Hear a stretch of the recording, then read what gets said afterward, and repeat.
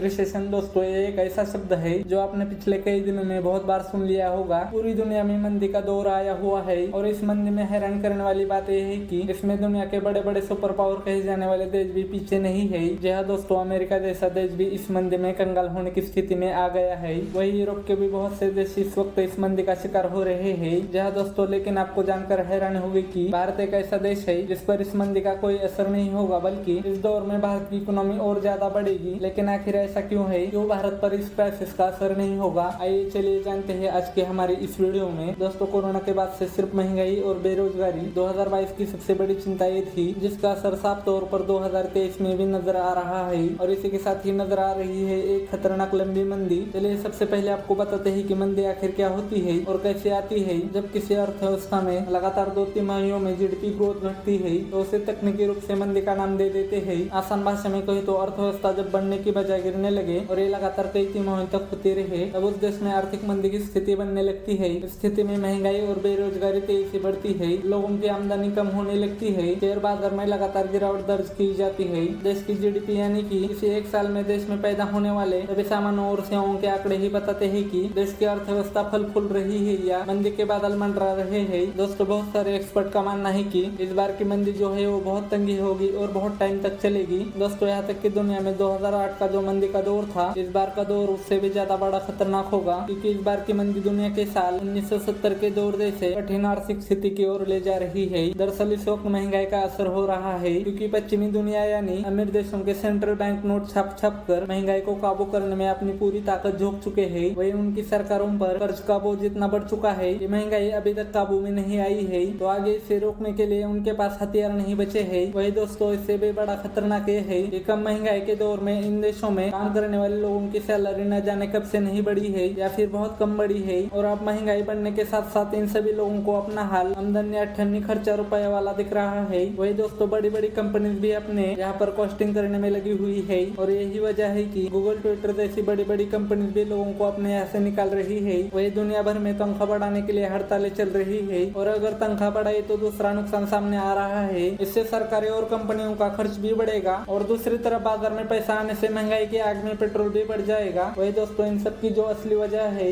वो है साल 2020 का कोरोना। यह आपको बता दें कि कोरोना संकट से बाहर निकलने की शुरुआत 2021 में हो गई थी और ऐसा लग रहा था कि 2022 में दुनिया इस बीमारी को जड़ से खत्म कर देगी और सभी देशों की इकोनॉमी फिर से ट्रैक पर आ जाएगी। लेकिन 2020 में लगभग पूरे साल कोरोना लगातार डराता रहा और दूसरी तरफ यूक्रेन पर रूस के हमले ने तो अर्थव्यवस्था को पटरी पर लाने के प्रयासों पर पूरी तरह से पानी फेर दिया। यहाँ तक कि दोस्तों, इस बार की हालत इतनी ज्यादा खराब है कि अब इसे क्राइसिस नहीं बल्कि पॉली क्राइसिस कहा जा रहा है। चलिए इससे पहले आपको बताते हैं कि आखिर पॉली क्राइसिस होता क्या है। जब एक साथ दुनिया के अलग अलग हिस्सों में अलग अलग तरह के ऐसे खतरे या समस्या सामने आने लगे, जब एक साथ मिलकर दुनिया को घेरे में ले रही हो, तो उसे ही पॉली क्राइसिस कहा जाता है। ये मुसीबत कहीं कम होगी तो कहीं ज्यादा होगी और जहाँ से पैदा हो रही है वहाँ पर ज्यादा असर भी डाल रही है, लेकिन इसका असर हर जगह दिखेगा। इस तरह से तरक्की की रफ्तार तो धीरे होगी ही, इसके साथ ही कई और मुसीबतें बीच में आ पड़ेगी। वर्ल्ड बैंक हो या फिर मुद्रा से अंतर्राष्ट्रीय संगठन, दुनिया भर में पैसा लगाने वाले निवेश बैंक, दर और ब्रोकर है या फिर दुनिया के अलग अलग हिस्सों के अर्थशास्त्री,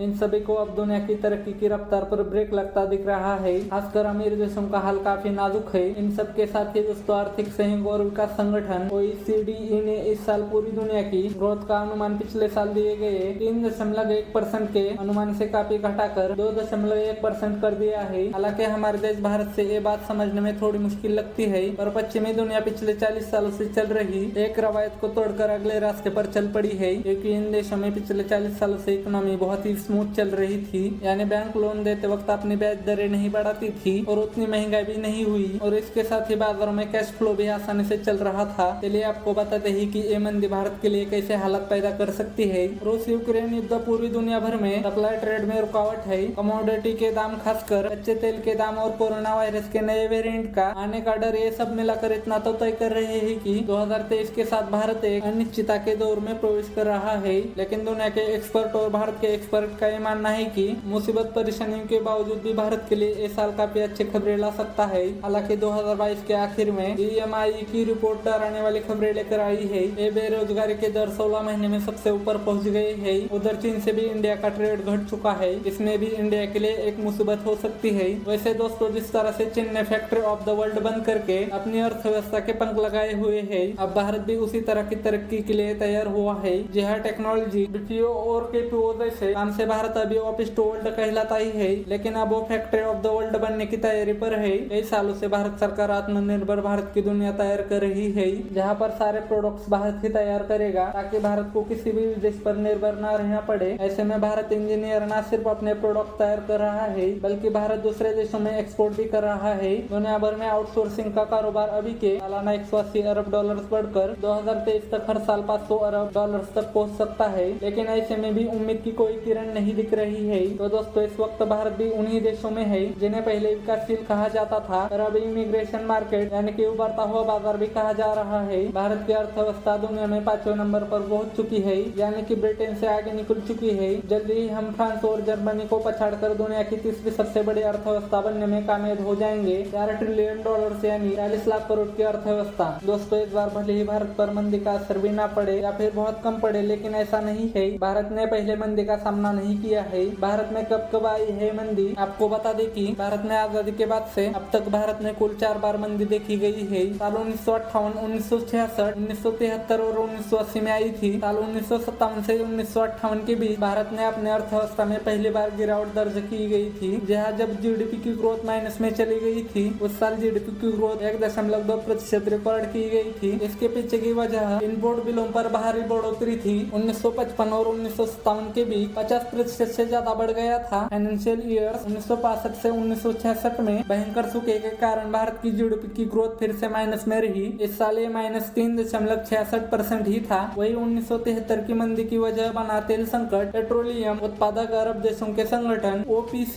ने उन तमाम देशों के तेल निर्यात पर रोक लगाई गई थी जो यम किपुर में इजराइल के साथ थे। इसके चलते कुछ वक्त के लिए तेल की कीमतें 400% बढ़ गई थी। 1972 से 73 में भारत की जीडीपी की ग्रोथ रेट -0.3% रह गई थी। आखिर यानी कि साल 1980 में आई मंदी की वजह बनी ईरानी क्रांति। जी हाँ दोस्तों, ईरानी क्रांति के कारण दुनिया भर में तेल उत्पादन को बड़ा झटका लग गया था। तेल इनपुट की कीमतों में बेतहाशा ग्रोथ हो गई थी। भारत का तेल इनपुट का बिल ही करीब दुगना हो गया था और भारत के निर्यात में 8% की गिरावट दर्ज की गई थी। साल 1979 से 1980 में भारत की जीडीपी ग्रोथ -5.2% हो गई थी। साल 2020 में जब पूरी दुनिया को कोरोना महामारी ने अपने चपेट में ले रखा था, तब एक बार फिर से भारत की अर्थव्यवस्था की हालत खराब हो चुकी थी। लेकिन पिछले कुछ समय से इंडिया की अर्थव्यवस्था लगातार बढ़ रही है और यही वजह है कि अभी तक दुनिया में आई मंदी भारत को इतना हिला नहीं पाई है जितना कि बाकी देशों को अब आगे आने वाले समय में देखना होगा। दोस्तों, भारत पर इस मंदी का असर क्या पड़ेगा या फिर भारत को इस दौर में और ज्यादा मजबूत अर्थव्यवस्था बनाने का मौका मिलेगा? वैसे दोस्तों, आपकी इस वीडियो को लेकर क्या राय है हमें जरूर बताइएगा। आप सबका इस वीडियो को अंत तक देखने के लिए धन्यवाद। ऐसी इन्फॉर्मेशन जानने के लिए हमारे साथ जुड़े रहेगा।